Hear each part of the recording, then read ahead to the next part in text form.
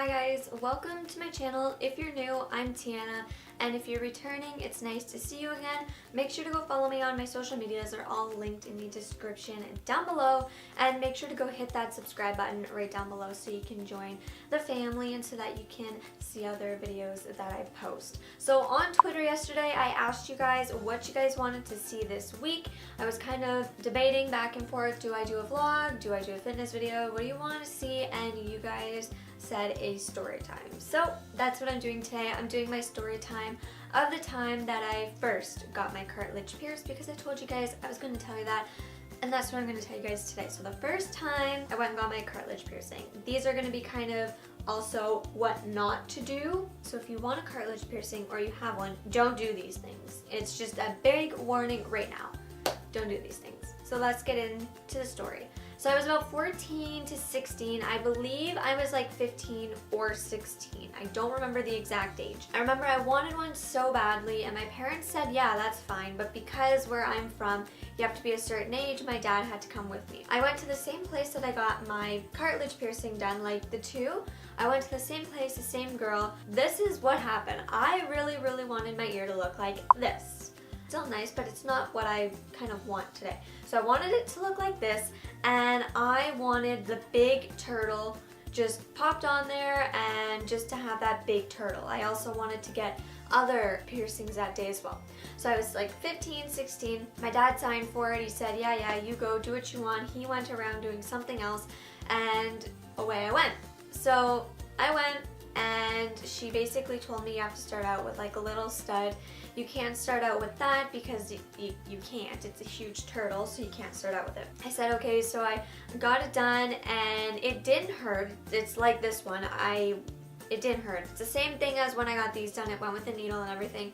This one was a purplish kind of blue ball, and it was made out of titanium and everything. I have very sensitive ears. I can't wear like Walmart Claire's. Sometimes I can't even wear like certain sterling silver earrings. It's just my ears are so sensitive that they'll just go itchy, they'll go red, and some jewelry just does not agree with my ears. So here's what happened. Usually cartilage piercings take about, I read, 6 to 8 months to heal. So it was about like the 8-month mark, and I really wanted to switch my piercing. Me being me, I didn't know about my ears at the time. I always kind of just thought it was normal. I thought me having to take my earrings out all the time and my ears being red and itchy was normal because I was, 16 years old. I didn't know. I didn't know I was like sensitive to earrings. So what I did was I wanted the turtle so bad that I went on Etsy and ordered a turtle earring. Now, if you have a cartilage piercing or any piercings, you know that like different piercings are different sizes, right? So I'm not sure exactly what size this one is, but a regular earring will not fit in there. Like it won't, it'll just be too loose. So I ordered myself just a like $10 earring off of Etsy, and it was a little turtle, which I wanted a big turtle, but my ears are tiny so it wouldn't fit. So I ordered myself the turtle, it came in, and it was like a regular earring. I thought, that's fine, I'm just gonna put it in my ear and wear it. So I noticed that it was like the size of an earring, and it was really loose, and it wasn't looking really good, and my ear was not feeling good. So 16-year-old me said, you know what, I need another thing. Half of my brain was working, but the other half wasn't.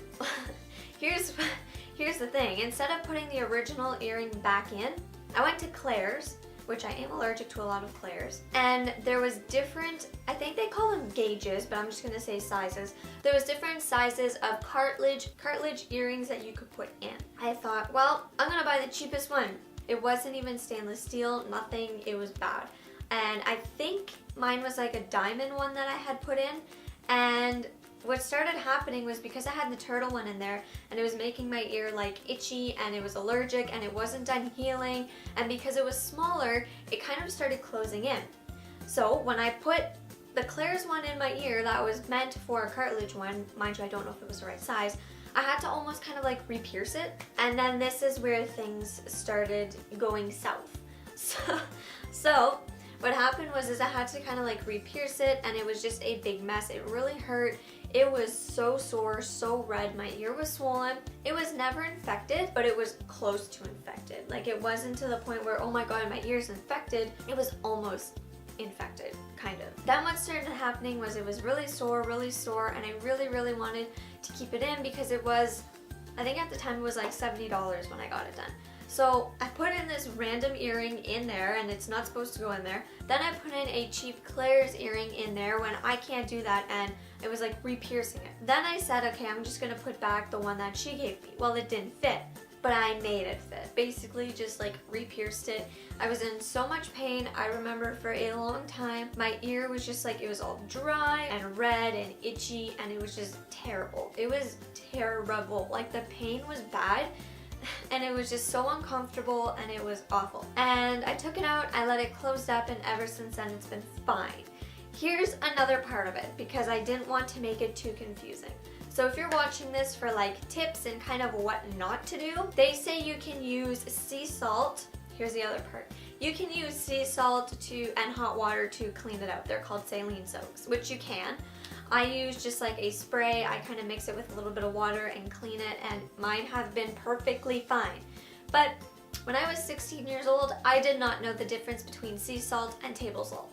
So I didn't buy myself a spray because you can do saline soaks. So what I would do is I would take a tablespoon of regular salt, put it in the water, let it dissolve, and soak my ear. It never really even healed, but like, oh, it was never clean. I remember it being sore. Like, I'm really surprised that I'm not sleeping on my ear, but I can rest my head on the pillow.